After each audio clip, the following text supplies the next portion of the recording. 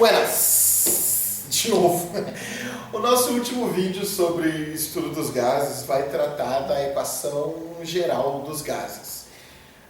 A equação geral dos gases, já vou colocar ela aqui direto, sem muito rodeio, é pressão vezes volume é igual a número de mol vezes uma constante dos gases vezes a temperatura.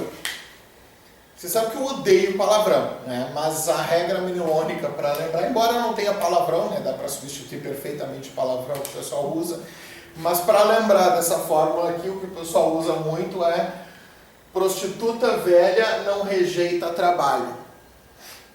Prostituta velha não rejeita trabalho. Obviamente o prostituta é adaptação minha, porque o termo que usavam era outro, tá? Mas para vocês lembrarem, essa fórmula é muito, às vezes, usada em vestibulares. No Enem eu não me recordo dela ter caído diretamente assim em algum.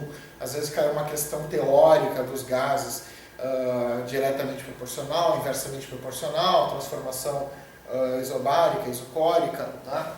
Mas vamos dar uma estudada nessa fórmula aqui especificamente. Lembrando que quando a gente fala de gases, a gente está pensando no gás ideal. É o gás ideal. Esse gás não existe.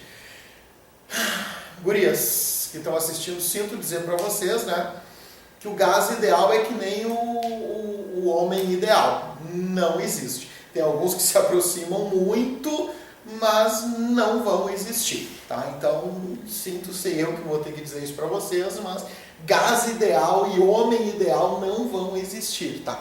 Mas a gente pode trabalhar com a ideia teórica de existir um deles, tá?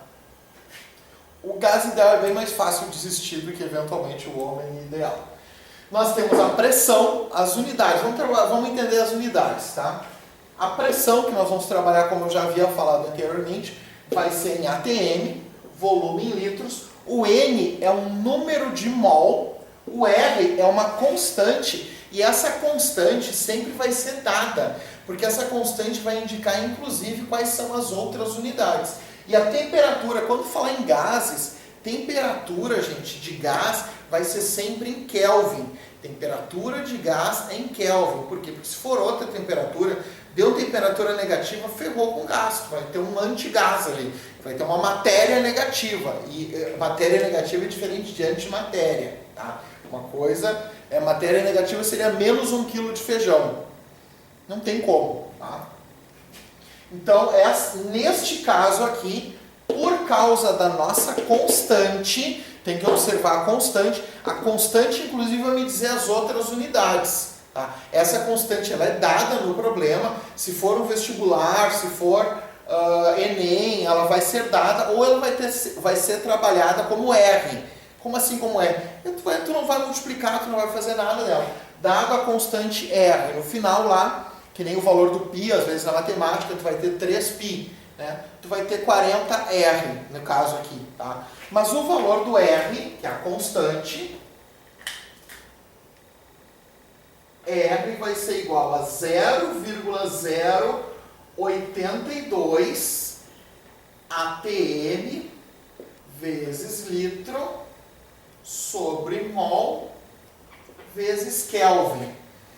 Essa unidade aqui, gente, tá? Ela pode ser escrito da mesma forma, tá? Para vocês não se assustarem quando verem. atm vezes litro vezes mol na menos 1, porque quando sobe ele inverte esse 1 que tem aqui, vezes Kelvin na menos 1.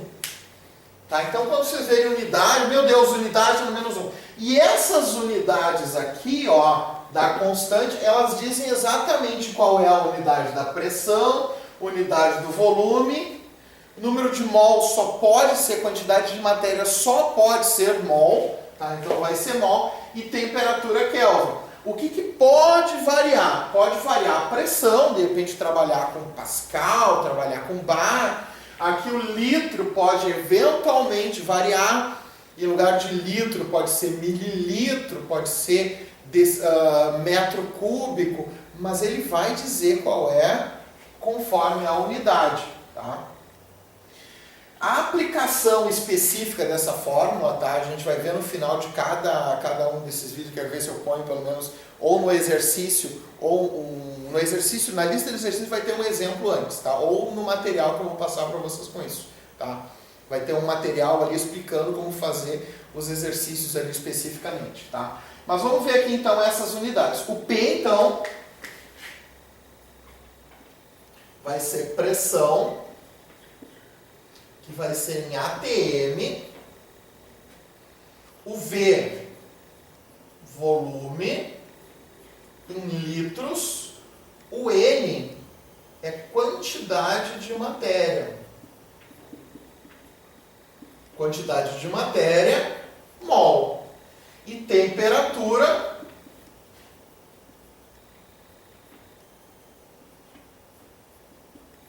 Kelvin.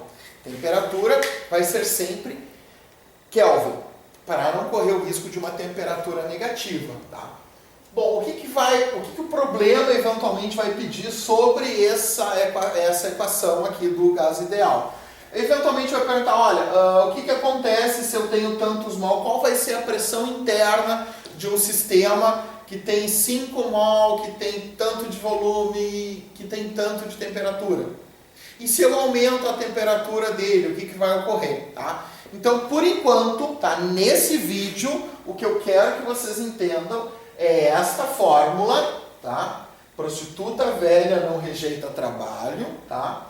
Então, essa fórmula aqui tem que saber que existe uma constante e que se eu não souber as unidades, a constante em si já me diz quais são as unidades que eu vou utilizar. Para nós, os nossos casos, vão ser sempre essas aqui, tá? Essas são as unidades que a gente vai utilizar. Se por acaso não for essa constante, ou algo em torno, pode ser que alguma prova lá quebra o galho lá e resolva colocar 0,08.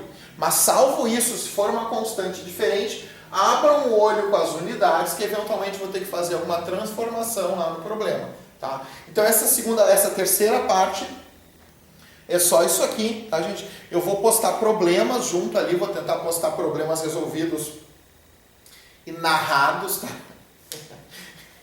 Eu descobri que eu sou muito ruim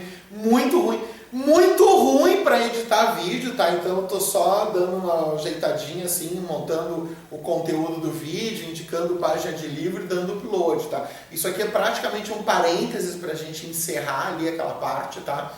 Vou mandar algum trabalho ainda para vocês, mas o conteúdo, o estudo dos gases, bem resumido mesmo, é só isso aqui. Então aquela parte introdutória lá para entender a importância dos gases, aquilo ali, o primeiro vídeo é basicamente isso, a importância dos gases, o quanto o homem demorou para aprender a mexer com os gases, vejam, desde a época das cavernas até praticamente Revolução Industrial, quantos séculos de história o homem teve até realmente aprender a manipular gases na vida dele. E olha as duas importâncias que tem hoje para nós, transporte e geração de eletricidade, nem se comenta, né?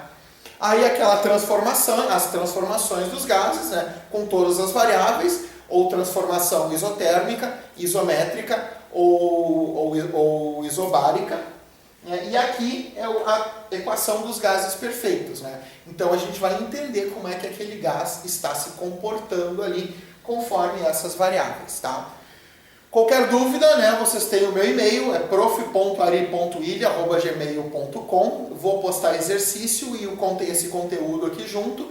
Tem indicar as páginas do livro, esse aqui ainda está no livro 1, tá? Essas páginas aqui. E o próximo conteúdo a gente já deve ir para o livro 2, a gente vai entrar já no próximo ali, tá? E depois a gente volta um pouquinho para o 1 para complementar e rever aquela parte de reações que a gente viu ano passado. Feito, gente? Então, bons estudos para vocês, a gente se vê no próximo vídeo.